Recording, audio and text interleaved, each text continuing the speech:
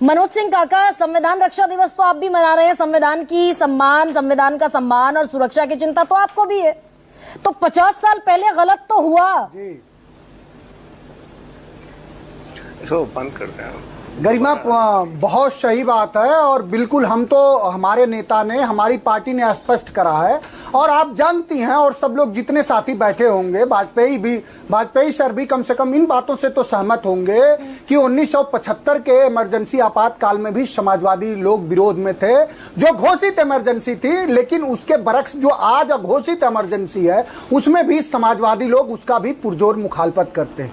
अब घोषित अघोषित इमरजेंसी कैसे है इसको मैं साबित कर रहा हूं। घोषित इमरजेंसी यही है कि आपके मूलभूत जो फंडामेंटल राइट्स हैं वो खत्म कर दिए जाते हैं। आप जैसे जो ओजस्वी और जो मुखर जो पत्रकार होता है, जो अपने पत्रकारी धर्म का निर्वहन करता है, उसको बंद कर दिया जा रहा है। आज ही आप, अगर आपने तीखे सवाल पूछ लिए तो बीजेपी के साथी ने कहा कि आप कोई राजनीतिक पार्टी क्यों नहीं ज्वाइन कर ले रही हैं। आज उत्तर प्रदेश में नमक भात का एक हमारे साथी थे, पवन पत्रकार था मिर्जापुर का, उसने नमक भात वाली और नमक रोटी वाली उत्तर प्रदेश के प्राथमिक विद्यालयों की खबर दिखा दी, सरकार ने उसे जेल भेज दी। मोहम्मद खालिद से लेकर के प्रोफेसर आजम खान साहब से लेकर के उत्तर प्रदेश में रमाकांत यादव से लेकर पूरे उत्तर प्रदेश में लाखों ऐसे लोग हैं जो बिना किसी गुनाह के उत्तर प्रदेश के जेलों में ठूसे गए हैं। और कौन भूल सकता है प्रोफेसर स्टेन स्वामी को, 84 साल का एक व्यक्ति जिसके हाथ हिल रहे थे जमानत के लिए, और जो एक निहायत एक समाजवादी व्यक्ति और जो एक सामाजिक व्यक्ति था, उसको इस सरकार ने जेल में मार डाला, 84 साल के व्यक्ति को।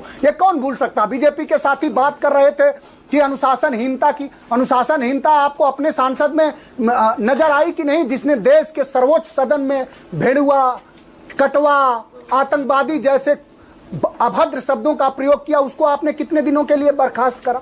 तो जो इस देश में चल रहा है, क्या लोकतंत्र की लूट चंडीगढ़ में नहीं हुई? क्या इस देश में ऐसा नहीं हो रहा है कि जितने वोट लोकसभा के चुनाव में पड़े उससे 5,38,000 वोट ज्यादा गिने गए? तो 5,38,000 वोट किसके लिए गिने गए? क्या इस देश में उन सांसदों को भारतीय जनता पार्टी ने अपने पार्टी से निकाला जिन लोगों ने यह बयान दिया कि हम संविधान बदल देंगे? तो क्या भारतीय जनता पार्टी संविधान बदल करके मनुवाद या मनुस्मृति लागू करना चाहती है? बड़े पत्थर को एक पहाड़ के बड़े लैंडस्लाइड मनोज कंपैरिजन किया जा सकता है, कंपेयर किया जा सकता है छोटे छोटे पत्थरों से। ये बड़े पत्थर को छोटे पत्थरों से कंपैरिजन करना हुआ क्या?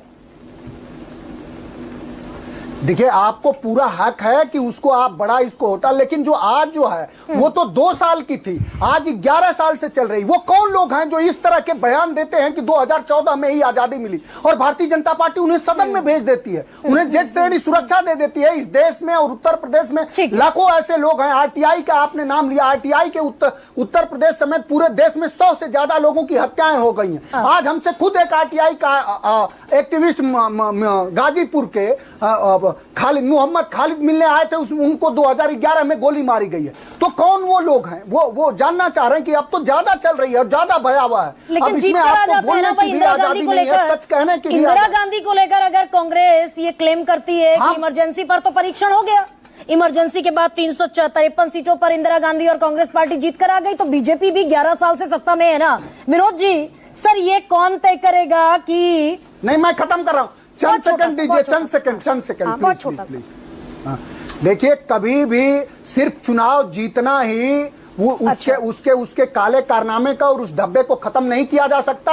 हम उसके भी विरोध में थे, हम आज के भी विरोध में हैं। लोकतंत्र के माने हैं कि आम जनमानस का समता मूलक और पंथ निरपेक्ष स्वभाव और वो मूल्य बचे हैं कि नहीं। अगर वो नहीं बचे हैं तो लोकतंत्र के मानों का पालन नहीं किया जा रहा। और संविधान का सबसे ज्यादा विरोध सदाशिव गोलवलकर ने था, जो ये कहा कि भारतीय संविधान पश्चिमी संविधानों का नकल भर है। Let me proceed please. Vinod ji,